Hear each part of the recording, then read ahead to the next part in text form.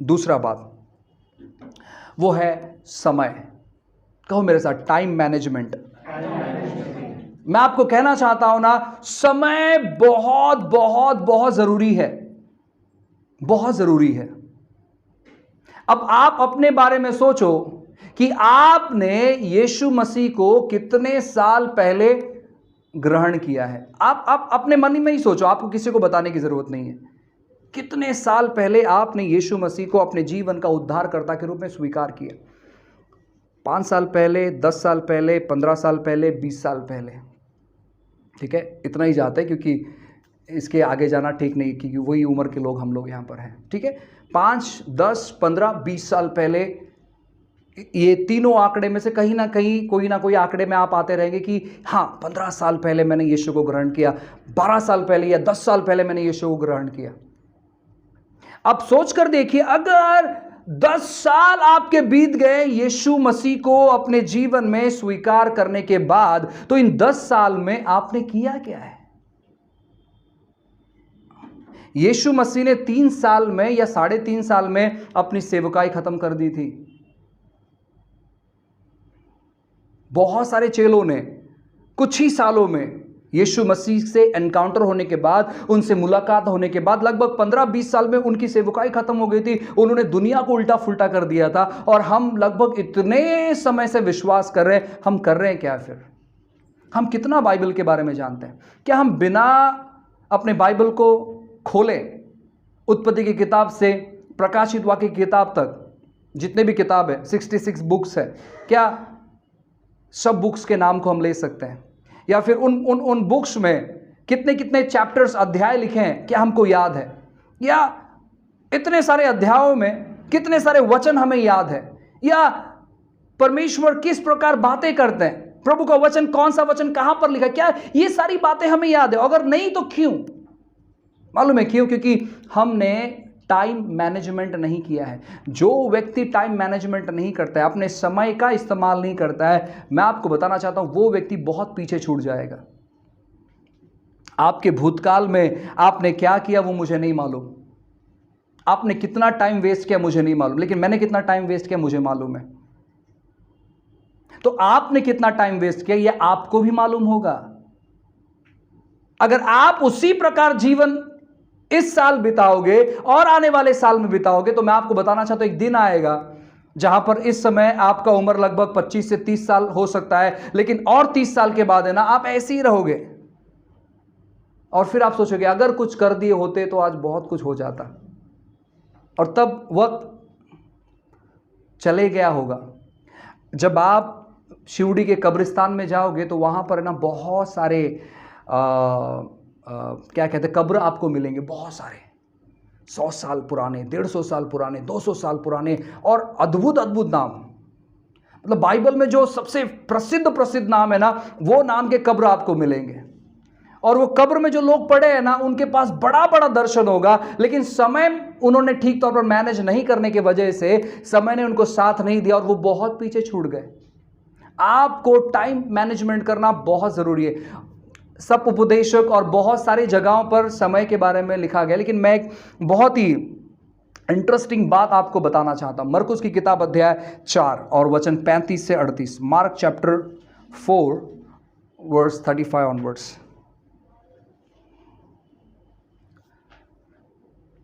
मरकुस की किताब अध्याय 4 वचन 35 से आगे पढ़ो जल्दी। उसी दिन जब सांझ हुई तो उसने चेलों से कहा, आओ हम पार चले।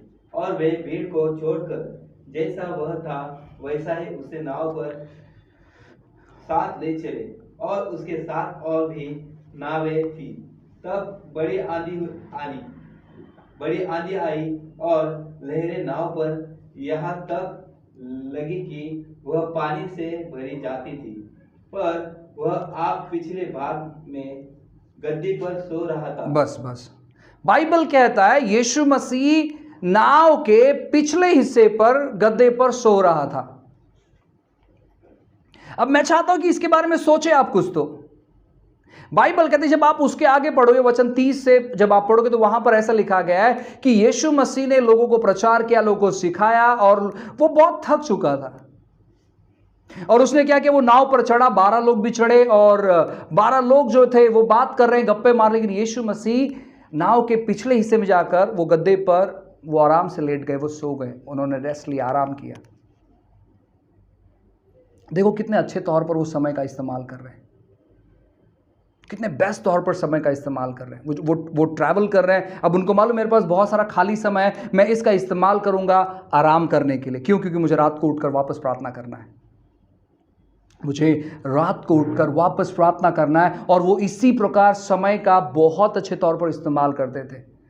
उनके पास जब समय होता वो आराम करते थे, क्योंकि उनको मालूम है कि शाम को मुझे एक मीटिंग में जाना है और वहाँ पर मैं थक जाऊँगा और वहाँ से मैं आगे बढ़कर रात की प्रार्थना नहीं कर पाऊँगा, इसलिए मैं अभी आराम कर लेता हूँ। हमारे पास है ना, हम समय को सही तौर पर इस्तेमाल नहीं करने की वजह से हम आगे नहीं बढ़ते हैं। आज आप जो जवान लोग हैं, आप अपना समय कैसे इस्तेमाल करते हो इसके ऊपर ध्यान दो, क्योंकि अगर आप अपने समय को वेस्ट करते हो तो मैं आपको बताना चाहता हूँ ना, समय आपको वेस्ट ठहराएगा।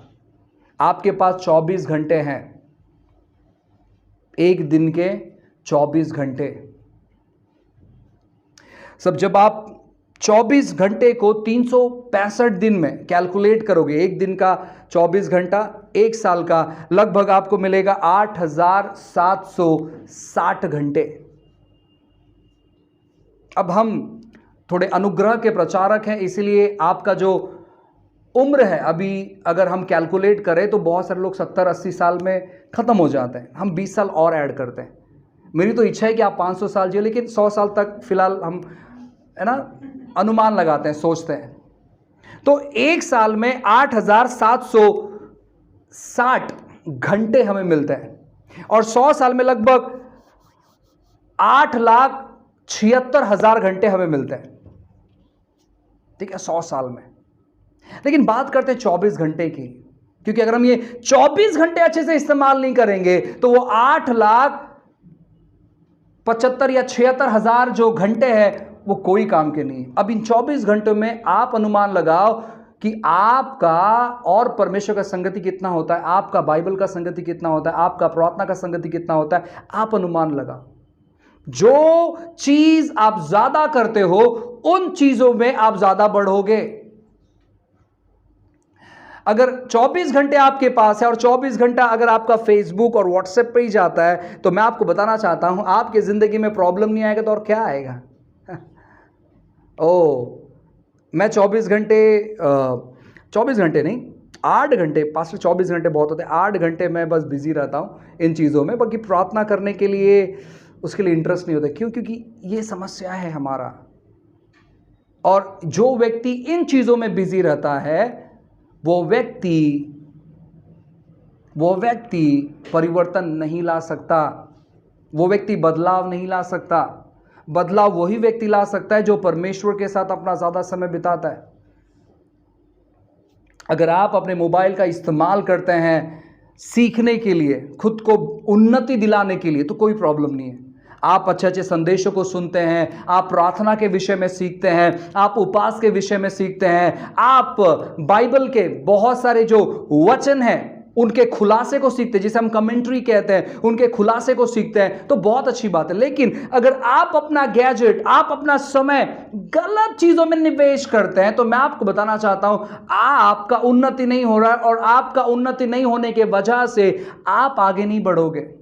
अगर आप अपने समय का अच्छे तौर पर इस्तेमाल नहीं करोगे तो आप शारीरिक रीति से भी अच्छा नहीं बढ़ोगे और आत्मिक रीति से भी नहीं बढ़ोगे। आप जब उत्पत्ति की किताब अध्याय 1 को पढ़ोगे, वहां पर बहुत सुंदर तौर पर लिखा गया है। जब आप पढ़ोगे तो आपको पता चलेगी कि परमेश्वर ने 24 घंटा ठहराया, रात और दिन ठहराया,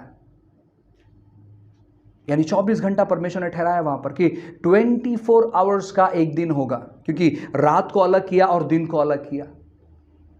फिर जब आप पढ़ोगे तो आपको पता चलेगा कि परमेश्वर ने Monday, Tuesday, Wednesday, Thursday, Friday, Saturday, Sunday ठहराया। हालांकि फर्स्ट संडे से शुरुआत होता है। Sunday, Monday, Tuesday, Wednesday, Thursday, Friday, Saturday, और शनिवार के दिन परमेश्वर ने विश्राम किया। 7 दिन वहां पर ठहराया। परमेश्वर देखो किस प्रकार समय पर काम करता है। वो एक ही दिन में सब चीज बना सकता था ना, क्या लगता है आपको परमेश्वर नहीं बना सकता था?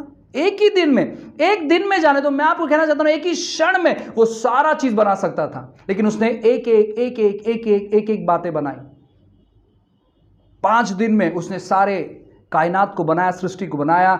6वें दिन उन्होंने इंसान को बनाया और 7वें दिन उन्होंने विश्राम किया। एक चीज को करते परमेश्वर एक दिन में एक चीज को बनाते चले गए।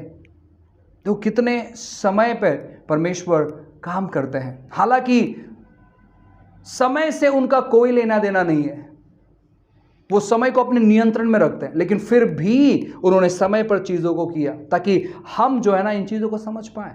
लेकिन हमारे पास कोई समय नहीं है। हम रात को 3 बजे सोते हैं, सुबह 12 बजे उठते हैं, और फिर जब 12 बजे उठते हैं तो हमारा चाय नाश्ता 2 बजे होता है, और फिर हम कहते हैं अरे आज बहुत थका हुआ महसूस हो रहा है, थोड़ा सा फिर है ना खा के थोड़ा और आराम करते हैं। उनका पूरा दिन ऐसे ही बर्बाद हो जाता है। वे ना ही तो प्रभु से संगति करते हैं, वे ना ही तो प्रार्थना करते हैं, वो कुछ नहीं करते हैं। और उनके पास दर्शन बड़ा है, एक दिन परमेश्वर मेरा इस्तेमाल करेगा लाखों लोगों में। वो पागलपन है एक्चुअली।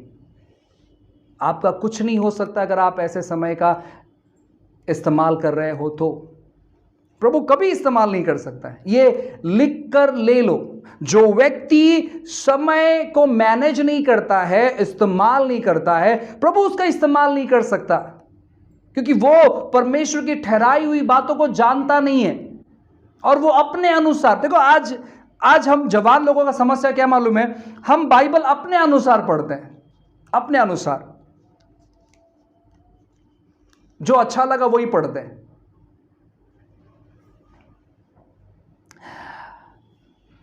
आप कभी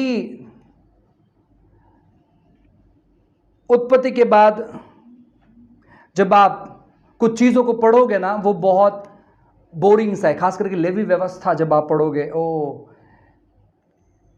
इंग्लिश में लिखा है ये जेनेलॉजी, ये पीढ़ी, फिर उसके बाद ये जनरेशन, फिर उसके बाद वो जनरेशन, आपको कंटाला आ जाए। वो चैप्टर 2 चैप्टर ज़्यादा उसके बाद हम पढ़ते हैं, ये समझ में नहीं आ रहा है। लेकिन मैं आपको बताना चाहता हूं ना, जब जो नाम वहां पर लिखा है बाइबल में, जितने भी नाम हैं वो बहुत इंपॉर्टेंट है, बहुत महत्वपूर्ण है। वो नाम यूं ही नहीं लिखा गया है, वो नाम के पीछे एक बहुत बड़ा रहस्य, अर्थ है। और हम लोग क्या करते मालूम है कि हम लोग को नहीं समझ में आता है, हम उसको एस्केप कर देते हैं, उसको पढ़ते नहीं है, हम दूसरे चैप्टर में कूद जाते हैं, उड़ी मार लेते हैं।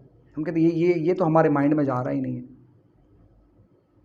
हम सीखने का प्रयास नहीं करते। क्यों? क्योंकि हमें गड़बड़ी होती है सुबह सुबह। अगर आपका सुबह का समय बाइबल पढ़ने का, और अगर आप लेट उठे, आप कहते हो आज लेट हो गया, आज एक ही वचन पढ़ते खाली, और कैलेंडर वाला वचन। जितने भी कैलेंडर है ना, जो वचन वाले कैलेंडर है, एक्चुअली वो प्रार्थना पूर्वक नहीं लिखा, वो बिजनेस के लिए है। इन चीज़ों को समझने का प्रयास करो।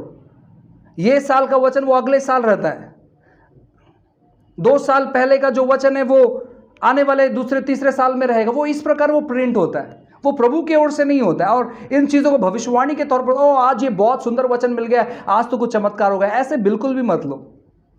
प्रेज गॉड, अगर किसी के साथ चमत्कार होता है, मैं उसके अगेंस्ट में नहीं हूं, लेकिन आपका रिलेशन परमेश्वर के साथ बहुत अलग होना चाहिए। अगर आपके पास दर्शन है, अगर आपके पास दर्शन नहीं है, आपको समय मैनेज करने की जरूरत नहीं है, आपको दृष्टिकोण रखने की जरूरत नहीं है, जैसे चाहिए वैसे जीवन जियो, कोई प्रॉब्लम नहीं है। लेकिन अगर आपके पास उद्देश्य है, या आप जिस व्यक्ति को फॉलो करते हो, हमारे सामने बहुत सारे लोग होते हैं जो हमारे लिए हीरो टाइप होते हैं। अरे यार, ये क्या अद्भुत व्यक्ति है। मेरे जो आइडल्स है, या फिर जो लोगों को मैं पसंद करता हूं, संसारिक एक भी व्यक्ति नहीं है। मुझे पता नहीं कि वो लोग कैसे बात करते हैं, उनका स्टाइल क्या है, वो मुझे पता नहीं। मैं जिन जिन लोगों को सुनता हूं वो सारे स्पिरिचुअल लोग हैं। मैं रिवाइवलिस्ट लोगों के बारे में पढ़ता हूं, मैं पास्टरों के बारे में पढ़ता हूं, मैं भविष्यवक्ताओं के बारे में पढ़ता हूं, मैं बहुत पुराने जो इतिहास है, जो कलीसिया से जुड़े हुए हैं, चर्च हिस्ट्री है, मुझे उनमें से बहुत सारे लोगों का जो जीवन शैली वो पता है, मुझे बहुत सारे लोगों का किताब का नाम पता है, मुझे लोगों का नाम पता है कि उन्होंने किस प्रकार चीजों को किया, और वो मुझे प्रेरणा देता है इस पृथ्वी पर और एक दिन बिताने के लिए कि परमेश्वर आज नहीं तो कल जरूर इन चीजों को करेगा। वो मुझे मोटिवेट करता है। और मैं ये भी जानता हूं कि बहुत सारे लोग जब हमें सुनते हैं वो प्रोत्साहित उत्साहित हो जाते हैं कि पास्टर आज हमने आपका किताब पढ़ा, ये बहुत अद्भुत था, ये बहुत अच्छा था। और जब मैं ये चीजों को सुनता हूं तो मैं प्रभु को धन्यवाद करता हूं कि परमेश्वर थैंक यू इन शब्दों के लिए। हर एक चीज अगर आप समय पर नहीं करोगे तो मैं आपको बताना चाहता हूं ना, आप बहुत पीछे छूट जाओगे। अगर आप चाहते हो कि प्रभु आपका इस्तेमाल करें, आप समय का अच्छे तौर पर इस्तेमाल करो। हमारे पास केवल 24 घंटे, और इन अगर 24 घंटों में अगर आप अपना आधा समय 12 घंटा अगर आप सोने में बिता देते हो, बाकी का जो 12 घंटा है उसमें से आधा यानी 6 घंटा अगर आप सोशल मीडिया पर बिता देते हो, बाकी का 6 घंटा यहाँ वहाँ बात करने में, फ़ोन करने में या अपने पर्सनल काम में बिता देते हो, तो मैं आपको बताना चाहता हूँ आप परिवर्तन नहीं ला सकते। अगर आपको परिवर्तन लाना है तो संसार जैसे जीवन जीता है उससे विपरीत आपको जीवन जीना पड़ेगा।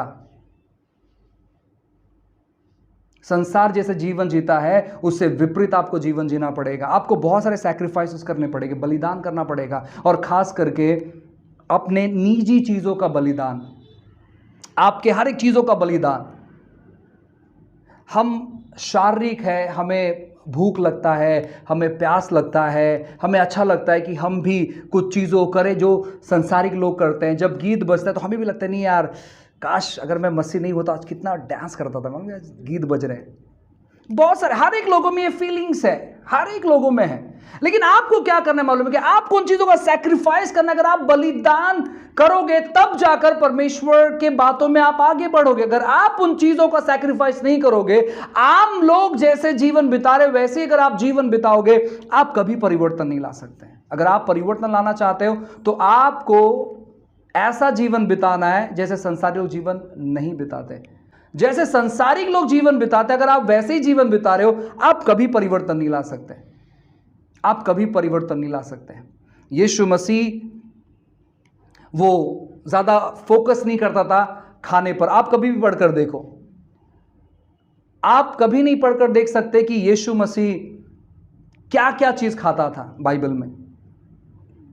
मुश्किल से आप एक आध बार सोच सकते हैं। मुझे तो वो भी दिमाग में नहीं आ रहा कि यीशु मसीह ने कब क्या खाया था। उसने हाँ एक बार अपेक्षा किया था अंजीर का, जब उसने मल्टीप्लाई किया रोटी और मच्छी का, तो वहां पर ऐसा नहीं लिखा कि यीशु ने खाया करके, यीशु ने दिया करके लिखा है, लेकिन खाया करके लिखा नहीं है। एक बार यीशु को जब भूख लगा था, जब वो क्या कहते हैं कुएं के यहां पर था, उसने अपने चेलों को भेजा खाना लाने के लिए। वहां पर एक महिला आई। यीशु ने उस महिला को सुसमाचार सुनाया। यीशु मसीह ने उस महिला का उद्धार करवाया। और जब उसके चेले खाना लेकर आए, उन्होंने कहा मेरा पेट भर चुका है। उन्होंने वहां पर भी नहीं खाया। आप ढूंढ सकते हैं। अगर आप अपना समय सब ऐसे ही शारीरिक बातों में इस्तेमाल करोगे तो मैं आपको बताना चाहता हूं ना, आप ना ही तो शारीरिक तौर पर उन्नति करोगे और ना ही तो आत्मिक तौर पर।